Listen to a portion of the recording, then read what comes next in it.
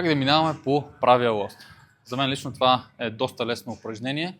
И ето как може да го направите и на вас да ви бъде лесно. Можете да тренирате за грип. Това повече от това не ви трябва. Не ви трябва бицепси, не ви трябва нищо. Защото общо взето, ето това е движението. Как да се минава. Може да тренирате като просто висите върху самия лост или намерите такъв лост и правите дължини. Една до тук, после се връщате, втора и така. Естествено има и по-бърз начин, който обаче е много по-труден и то е да го минавате ето така. За малко по-бързо ще спестите 2-3 секунди, понякога може да се ключове. Така, така. И естествено тук нямам повече пространство, но минавате го така, нататък. Разбира се, в някои ситуации може да имате мазоли, може да са ви мокри ръцете, да нямате сили, защото трасето е дълго.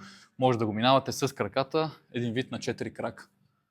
Скачате, качвате краката и се приплъзвате. Хоп, хоп и така нататък.